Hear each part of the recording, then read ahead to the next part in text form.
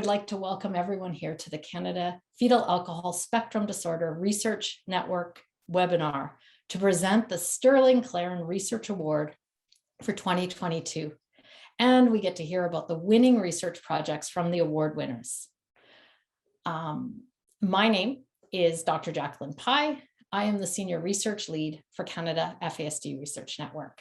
I join you from the Edmonton area, which, as I already described, is a little bit snowy here today. And we are in Treaty 6 territory, traditional lands of First Nation and Métis people here. An important step in reconciliation is the acknowledgement of traditional treaty lands and recognition for the people of the territory. The Canada FASD Research Network recognizes the historical significance and contributions of Indigenous peoples and their cultures, and understands the important role that Indigenous community plays today and in the future. We acknowledge that we live, work, and meet on traditional territories across Canada of many of the First Nation, Métis, and Inuit whose footsteps have marked these lands for centuries. A few housekeeping items before we get going. We are recording the presentations that will be available on the CanFASD YouTube channel. The Zoom has a Q&A function, so you can ask questions and put these in so questions rise to the top. I don't always fully get that, but there are people that know how that works. So throw your questions in the Q&A, watch other people's questions, and note if it's something you really want to see answered. We also have a closed captioning function you can use by clicking on the live transcript button at the bottom of your page. Thank you for joining us today. We're really excited about being able to showcase the award and the presentations. CanFASD wanted to engage new researchers exploring FASD and to give a platform to acknowledge some of the most promising emerging work in the field.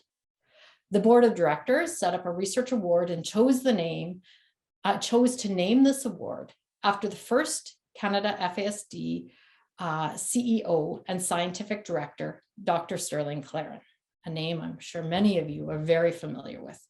Dr. Clarren has made significant and lasting contributions in FASD research, clinical work, policy, and good practice. Much of his work is the foundation of which we build on today. We are privileged to have Dr. Clarren with us today to speak about the important work of each recipient. Before we ask him to do that, I want to first introduce this year's Sterling Clarren Award recipients, Dr. Preeti Kar and Dr. Morton Ninomiya. Our first recipient, Preeti, is currently a postdoctoral fellow at the University of British Columbia. As a researcher and behavioral interventionist working with youth, she loves being able to leverage neuroimaging as a tool to see and understand the brain while also appreciating the experiences of youth and families.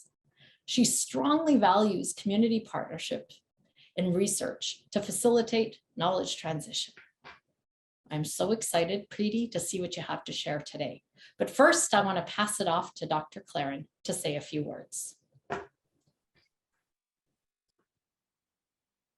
Hi, everybody. It's delightful to be with you all again. I'm down in rainy Seattle, Washington, sitting on the ancestral lands of the Duwamish people. And just delighted to be here today. The speakers today are tied and co-winners of the award. Their work is in such different areas that we were just simply unable to decide which one we wanted to pick. So we just picked them both. You know, the work of the network has always been involved in diagnostics, interventions, and prevention. And so we're on two sides of the coin today in diagnostics and in preventions. One of the problems with diagnostics has always been, what are we diagnosing? And there's been an awful lot of confusion and actually disruption in the field for years because everybody wanted to prove that alcohol caused the problem. When we've always thought the issue was, what is the problem that these individuals have? And that is, of course, diffuse brain damage. Proving that has proved to be very difficult over time. And imaging becomes a very important part of that piece. One of the problems with imaging, of course, is getting large enough sample sizes and getting volunteers to participate in your studies. I don't know if Preeti is going to tell us how hard it was to do her study, but I can imagine the difficulty in capturing so many families, convincing them they wanted to be part of the study, keeping them involved, and getting to the end. Her work is extraordinary, and it will be very helpful in diagnosing the most important thing, which is this difficult to capture form of brain damage. So Preeti, we're all waiting. Thank you so much for those kind words, Dr. Pai and Dr. Clarren. I am truly honored to have received this award, especially alongside Dr. Ninomiya. So, I'm very grateful for this opportunity to share this work with everyone today. So thank you all for being here. I'm going to speak about, as Dr. Clarren mentioned, about brain development in young children with prenatal alcohol exposure. All this work that I'll be speaking about took place at the Alberta Children's Hospital under the supervision of my incredible mentor, Dr. Catherine Labelle. So I'm going to just start off with a very brief background here. I think many of us are familiar that alcohol is a teratogen that disrupts many important processes during fetal development. And it has an overall impact on both brain and organ development. Depending on the dose, timing, and pattern of prenatal alcohol exposure, or PAE, as I'll refer to from now on, we see a range of lifelong consequences for children, including neurodevelopmental impairments across many of the domains that are listed up here. So we have cognition, attention, motor skills, language, and even more. In cases of severe impairment across these domains you see, children may be diagnosed with fetal alcohol spectrum disorder, or FASD.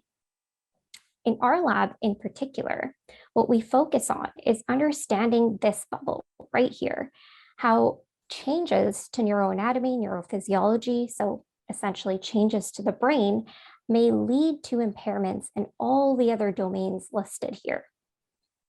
So how do we actually go about studying the brain? We rely on magnetic resonance imaging, or MRI. This is a technique that allows us to non-invasively visualize the brain. This includes both brain structure, like you see up top right here in the images, and this also includes brain connections, like you see in the images right here at the bottom. Today, we're also going to focus on brain connections, another word for brain connections is actually white matter. So one of the things I love about white matter is that you get these beautiful multicolored images like the one you see right here. But white matter is absolutely essential to make sure that different parts of our brain are communicating with each other. They're kind of like the pathways or the highways that are interconnecting all the different regions. Many of these white matter connections are actually grouped together in little bundles. So without getting into the complicated names that you see here, all I want you to focus on is, the one on the left here, for example, is called the corpus callosum, but it has a very unique location and a unique role. It has a role in interconnecting both hemispheres of our brain. The ones in the middle, again, the names might be long, but their roles are so critical in, for example, reading, language. The fornix down here is involved in our memory. And the ones over here on the right, these bundles play an important role in processes like thinking and cognition, as well as social emotional processing. So a lot of critical skills that depend upon healthy white matter development and healthy white matter connections in our brain. There are many different ways that we can go about evaluating these connections and understanding these bundles that are throughout our brain. So I'm just going to highlight one of these measures to actually evaluate these bundles, and it's called mean diffusivity, or MD. Again, a bit of a tricky concept, but all I want you to remember here is that in typically developing children, MD tends to decrease over time. And you can see that with the black line going down right here. So as children get older, that line goes down. So our takeaway here is that relatively lower MD can actually be a sign of maturity, greater connectivity, or even greater integrity. So there's actually been extensive work around PAE and white matter. However, this work has predominantly focused on older children, adolescents, and adults. This age range, I would say, has been approximately from about 7 years of age to 30, kind of in that zone. And I think that's predominantly because it's easier to have these individuals understand how an MRI works and have them come and attend an entire MRI scan. These studies have consistently reported one thing. They've reported higher MD across brain connections in individuals with PAE. And another thing about these studies is that they've actually mostly focused on a single time point. And we'll talk today about why it's important to focus on development over time as opposed to one time point. Now, knowing all this literature, it left our lab with a very important question. What about early childhood? How does PAE impact the development taking place in young preschool children? So early childhood, of course, I think many of us know that it's a very dynamic and critical period of time. There is plenty of brain development taking place, extensive growth, extensive learning. Brain size is actually quadrupling by the age of 6, reaching nearly 90% of its adult size. So you can hopefully see how optimizing development during these foundational preschool years can actually have lifelong implications for these individuals. On top of all of this is also a period of time when neurodevelopmental delays associated with PAE tend to become apparent. So understanding brain structure that is underlying a lot of these emerging delays might be able to support us with earlier identification and intervention strategies for children. So overall, the project that we launched in our lab had this aim to understand whether prenatal alcohol exposure shapes brain development in early childhood. So I'm going to walk you through step by step how we did this and where we started. So here you can see I've listed the participants that were in our study. We recruited 54 children with PAE. And this, I know Dr. Clarren, you mentioned it can be indeed quite challenging to recruit a sample of children, especially in this age range. However, we had incredible support from networks in Calgary and throughout Alberta, such as the Calgary Fetal Alcohol Network, as well as the Cumulative Risk Diagnostic Clinic, even the Fetal Alcohol Network in Edmonton. They were a huge support in helping us spread the word across the community and actually recruit our sample. I want to highlight that all children were between 2 and 7 years of age, so kind of that gap that doesn't have too much research. And this entire sample of children with PAE, about 94% also had other exposures to other substances prenatally, and 74% had postnatal adversity, so some things like abuse or neglect. I think this, we can take a minute here to recognize that there is a very frequent co-occurrence of both prenatal and postnatal adverse exposures, and it can be challenging to have a sample that focuses solely on one exposure. Next, I also wanted to highlight that we had our unexposed controls. We had 89 of them, 89 children that were selected from a large sample of typically developing children in our lab. These children, again, around the same age. However, they did not have any exposure to alcohol or other substances. So all our children in our study underwent comprehensive cognitive and behavioral assessments. This was to essentially evaluate performance across domains like motor skills, language, memory, etc. And we also completed comprehensive structural and functional imaging in all children. So this gave us a total of 122 data sets in our 54 children with PAE and 196 data sets in our 89 typically developing controls, our unexposed controls. Now, as you might guess, it's not very easy to scan young preschool children. This right here on the right, you can see is our rocket ship MRI at the Alberta Children's Hospital. So using a full rocket ship MRI program where we tried to tell kids that they were astronauts entering the rocket ship. We played movies during the scan. We gave them plenty of toys, and somehow magically, children went from wiggling around to lying completely still in the scanner. And we were actually able to acquire all these images while they were lying still, and we were able to minimize head motion as well. So after we completed our scanning, after this undertaking, we essentially took all of our MRI images and we calculated that measure I talked about earlier, MD. We calculated that across the whole brain. So you can see that up top over here, those are kind of all the connections in the whole brain. And we also calculated that across individual bundles, like the ones we spoke about earlier as well, each of them in their unique role and their unique location. Lastly, we did some statistical analyses to understand what we were looking at and what we were finding.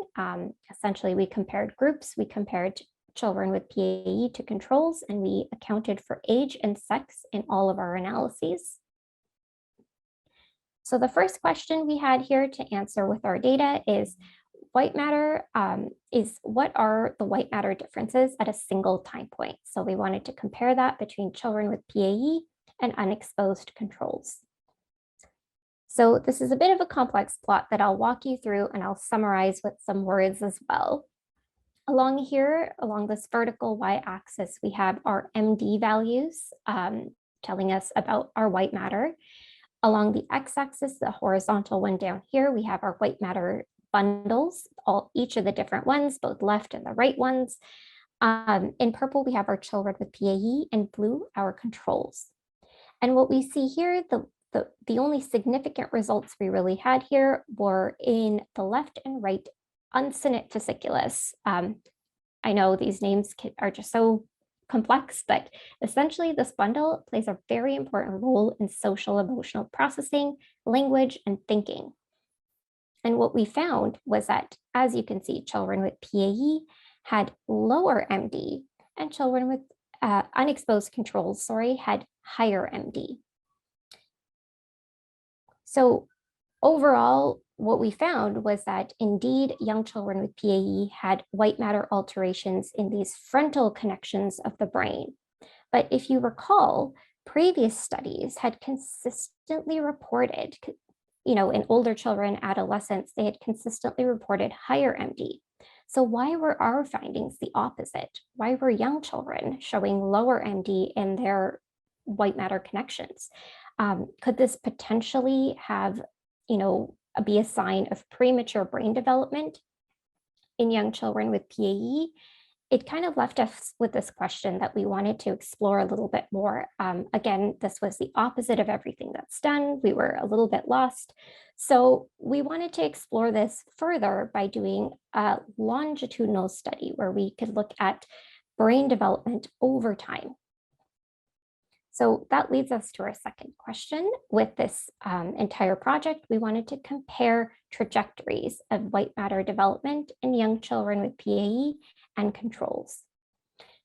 And again, even though these plots are a little bit busy, I'll try and walk you through them. The vertical axes over here, all of those have our MD. Again, we have our children with PAE in purple, our controls in blue. Down here, we have along the horizontal axis, we have age, and each plot is actually its own little white matter bundle. And what we found from this longitudinal kind of across ages analysis is that children with PAE had slower white matter development, as you can see by the flatter purple lines across each of these plots.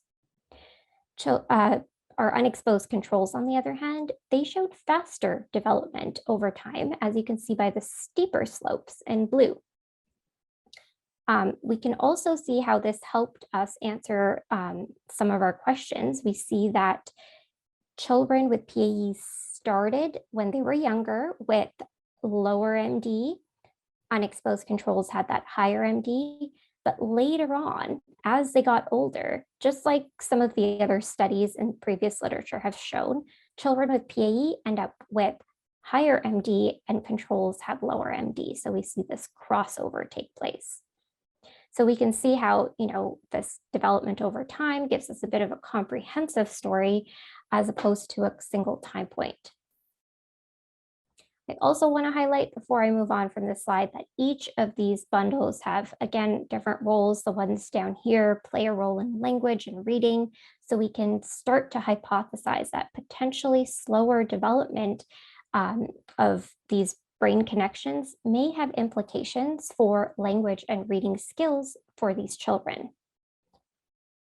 So just to summarize overall, what we found here was slower development in these frontal tracts of young children with PAE compared to unexposed controls. These studies kind of helped us connect together our findings in young children and previous findings in older children, and we were able to link that together and make a little bit more sense of it. Altered development here, I think, may have implications for cognitive and behavioral learning in children with PAE, but this is something that absolutely requires further studies and further exploration to see how performance on assessments of motor skills or performance on assessments of language and other domains like that might relate back to the brain development that we see here. So I'm going to round up now just by tying all of this together and hopefully conveying the impact of it as well. This was the first study of brain connections in young children with PAE. This is one of the first cohorts of preschool 2 to 7-year-olds with PAE. We are very lucky to have the resources to be able to collect this data. It was a huge undertaking, but we were very grateful that we were able to do that and had so many wonderful families and community organizations that helped us along the way.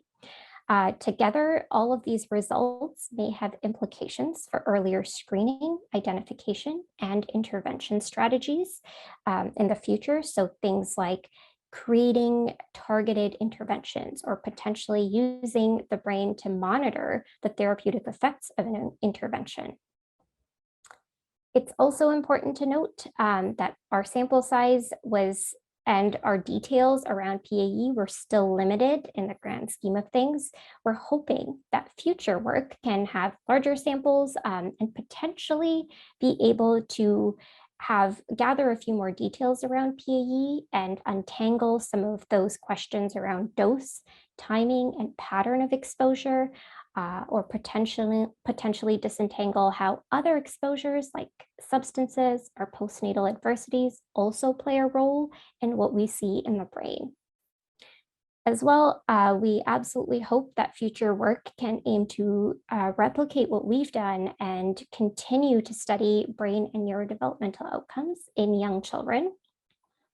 And I really just want to end by saying that this whole study is advocating for compassionate, comprehensive systems, right? And we're hoping that we can create and sustain this nurturing environment for our young children and for our pregnant individuals, where they are receiving the supports that they need throughout the prenatal and postnatal period.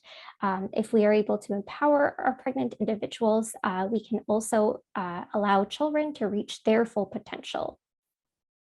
So I want to round up by just sincerely thanking everyone for listening today and for making time to be here for this presentation. I want to thank my supervisor, Dr. Catherine LaBelle, for her incredible mentorship all throughout this project, our lab, and all of our collaborators and co-authors right here. I also want to acknowledge all the families that participated in this research.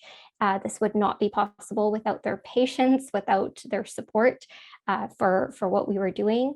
And I also want to acknowledge our funding resources that helped us along the way. So I will wrap up right there, and I'm happy to take any questions. So thank you very much, Preeti. Really appreciated it. We'll now switch over to our next presentation. As my brain is filled with all of these thoughts and questions, we're going to switch gears a little bit, which is kind of exciting. Our second recipient today is Dr. Melanie Morton Ninomiya. Melody is an assistant professor in health sciences at Wilfrid Laurier University and an affiliate scientist in the Institute for Mental Health Policy Research at the Center for Addiction and Mental Health. She teaches courses in Indigenous health, critical public health, knowledge translation and mobilization, and the Canadian healthcare system, and is involved in mostly community-driven research projects. While her contributions to research projects vary, the majority of her current work have themes of FASD prevention and support, Indigenous community health and wellness, and knowledge mobilization. I'll now turn to Dr. Clarren to share a few words with us. Hi, Melody. I'm excited to hear your talk too. I think we all are. So this talk is, of course, on the total other end of the spectrum of our problem, which is primarily prevention. And we always thought that we didn't really understand why it wasn't easy to do prevention. What were the natural barriers within a community between systems that were actually interfering with our ability to affect a serious change? And we thought that small communities should be the laboratories, because in small communities, there were fewer people in each system and there was harder for people to hide. And you could start sorting out what was working and what wasn't. That wasn't easy to do either. And it certainly was not easy to do it in more than one community at one time. Melanie has worked with 2 Innu communities and has, I think, done an amazing job, a difficult job of pulling those communities together, working cohesively, and really learning a whole bunch of stuff about how this works and where it doesn't. And like everybody else on this call, I'm just really eager to hear what she has to say.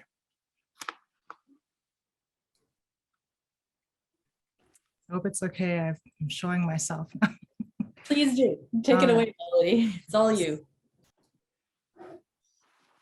Thank you very much for the introduction, and I am very grateful to be the recipient of the award. It's quite the honor. So what I'd like to do is start briefly by just acknowledging that today's presentation, I think it's quite, I really appreciate going from like cell to society over the span of this webinar.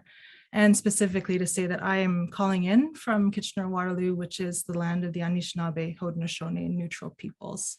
It's on the Haldeman Tracts. It's like 6 miles on either side of the Grand River. Also part of the Dish with One Spoon Wampum Treaty Land. So the way I've structured what I'm going to present is in the form of a story. So it's trying to sort of chronologically tell how the work that has happened came to be, because it's a big and important part of how the research was able to transpire, and particularly highlight the importance of relationships and my personal accountability to these nations, which is accountability and relationships, I think, are important in any community-based research, but it's even more important when you're working with and for Indigenous communities.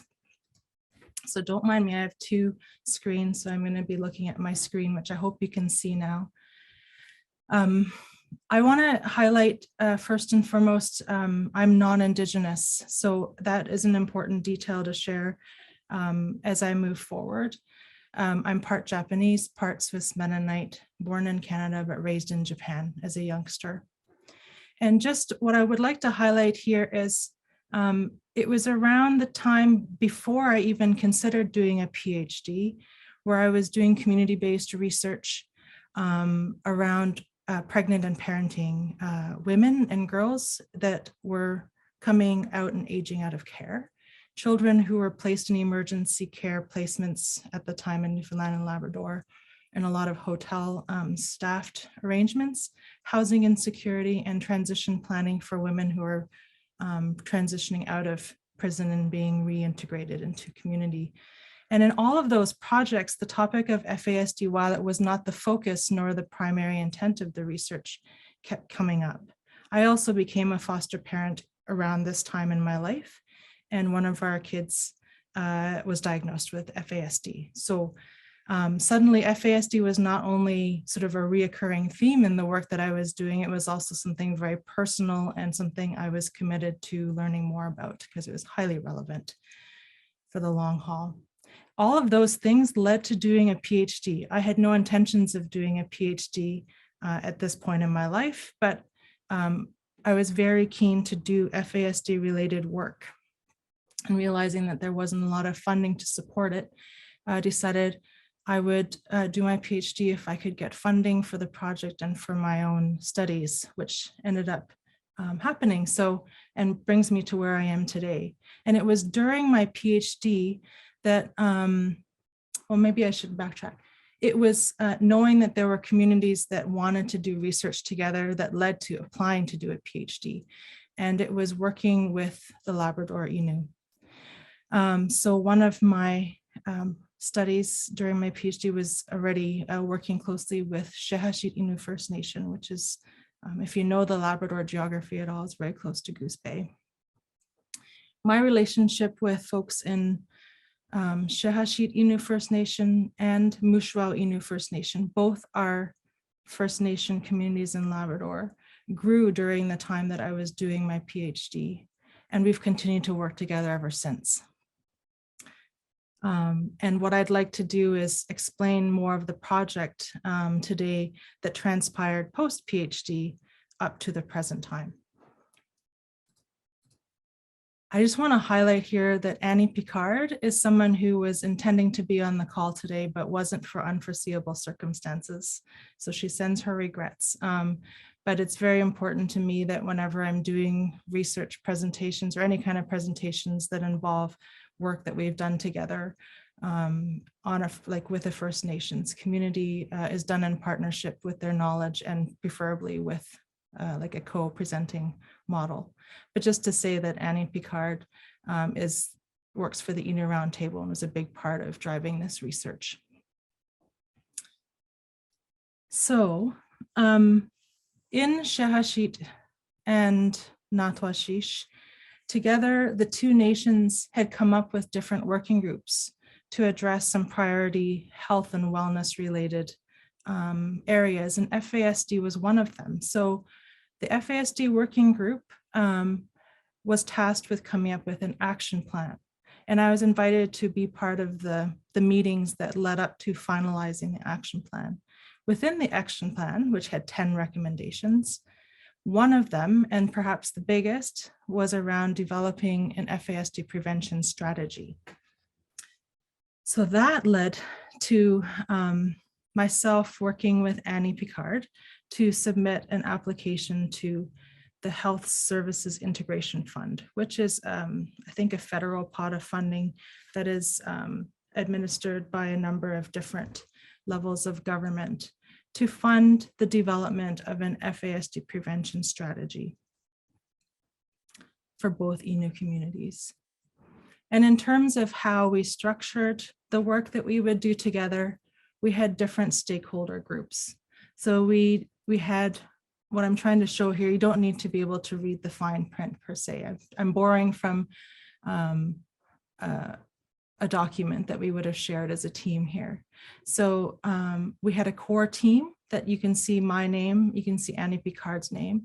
I think some of you might know Nancy Poole and Lindsay Wolfson and a number of other folks. They're both FASD coordinators in the community, plus 2 people from Innu Roundtable. And then there was another group of what we called, I think if we were to sort of name this group, we'd call it engaged rights holders, which were directors or people who had leadership roles on the ground in the community, and also had health system stakeholders, so people who had a vested interest in the outcomes from this research. So all of us, people from all three of those bubbles, had a chance to meet at various points. And this is a picture showing a number of the people, most of the folks here, with the exception of myself right there. You see Nancy. I have a feeling Lindsay might have taken this picture, so she's not here. And the rest of the folks are from Shahashit and Natwashish. We met together at a health forum and articulated a plan for developing a prevention strategy. There are 4 main components to this project, and I'm going to go through them one by one, so 1 through 4. So the first one was talking to people who did any kind of FASD prevention at any level. So that involved having people on the ground. So we hired someone within one of the communities to speak with as many people in the community that we knew did any kind of FASD prevention work. And this included talking to people who didn't necessarily see their work as FASD prevention work. So what we had done is we had taken the 4 levels plus the policy FASD prevention model and translated it into Innu and talked about the range of what's included when we talk about FASD prevention, so we could have a long list of all the people that we wanted to speak with. The main questions that were asked, these are not the precise questions. They were broken down into smaller, shorter questions, more precise, and also were asked in Innu because a lot of people in the community speak Innu as their first language. What are the services that are available that reduce or support, like the reduction of substance use? What are services that are available that work with girls and women to help them with things around and related to substance use? So housing, nutrition, financial support, for example. Existing programming, and how can we be better working together? And in many ways, as you can see from the questions, it was very much aimed at acknowledging the strengths and the resources and the efforts already being made from more of like an appreciative mode of asking, instead of thinking about what's missing, appreciating what's actually happening, because in reality, there's a lot more that is happening that could be improved or enhanced in some way to be even more FASD prevention informed. The second part of what we did as our work is mapping all of those visually, and also connecting the dots in terms of who works with whom, and trying to get a sense of in the community how the different services, initiatives, and programs work together. I don't know, I'm not expecting you to be able to read this. This is just like to give you a sense of how we mapped, and I have to credit Lindsay Wolfson for this diagram. Is that even in a small community on a reserve, a lot of times there's multiple jurisdictions involved in delivering programs and services. So it's not as simple as one might think. Some programs and services are, initiated by the community and hire local people to deliver, and others might be, administered through regional health authority, and others through federal government and so forth. The third component was learning and exchanging information with other First Nations in the Atlantic region. And so for that, we went on a little bit of a learning tour. So here are a few pictures. I feel like, Annette, you're on this call today. You can see yourself right there. There might be others. But we went and visited a number of different places in Atlantic Canada. Many people were extremely generous with their time and were able to share, and we were able to have really good conversations about what they are doing in their community to do not only prevention, but also supports and intervention, and how it all fits together in a small community context. And lastly was to articulate a community-wide prevention strategy. And then similarly, like, how are we going to evaluate what is being proposed, with the intention of applying for a subsequent funding pot to support the rollout of the strategy. But before I get to commenting on that, I just want to highlight, we shared the findings with people, but it happened to fall during the time of COVID. So it was very hard. Like in an ideal world, we would have all been able to get together and have a face-to-face conversation. But in light of that, we had to host it as like Facebook Messenger meetings or presentations. And we shared what we call an FASD prevention asset map using a spruce tree, which was suggested by Innu folks.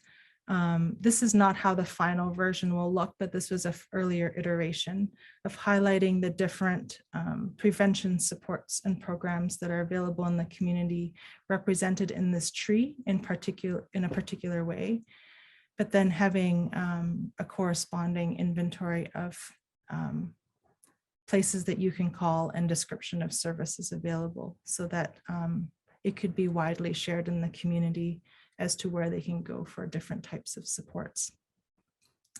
In reality, the two Innu communities were asked to also put forward a comprehensive capacity development framework, which was not on our radar when we started this work.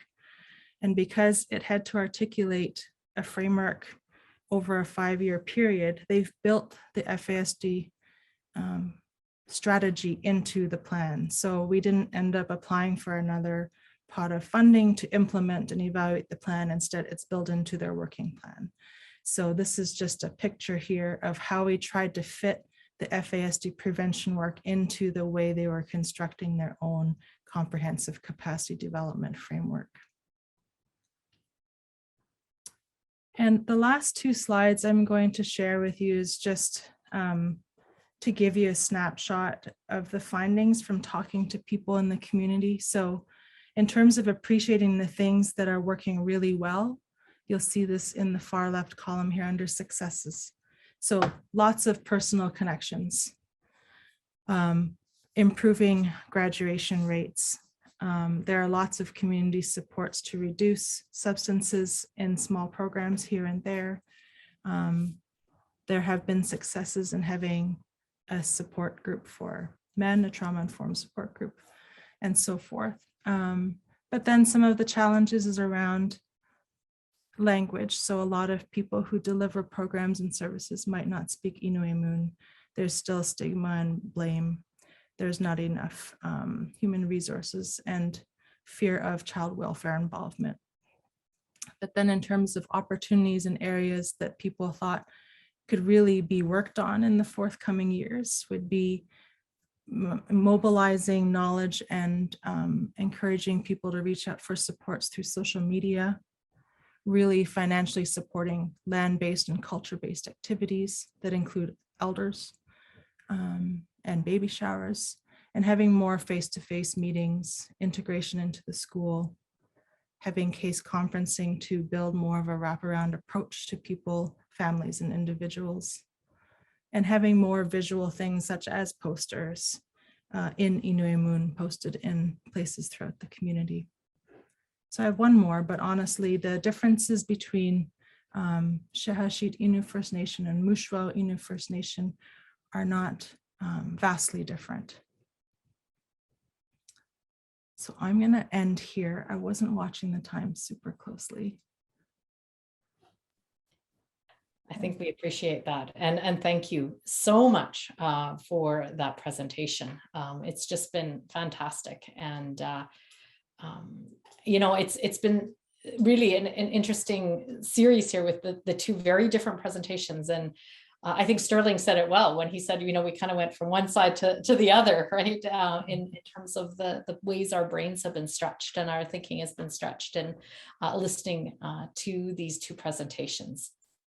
And so I think now I don't see any further questions. And so I'm looking just to wrap up.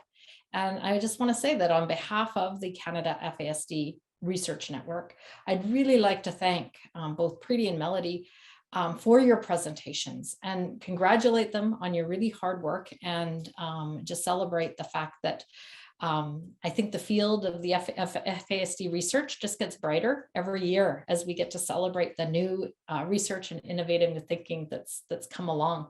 Sterling, did you have any last things that you wanted to say? No, thank you both. And thanks to the audience for your participation.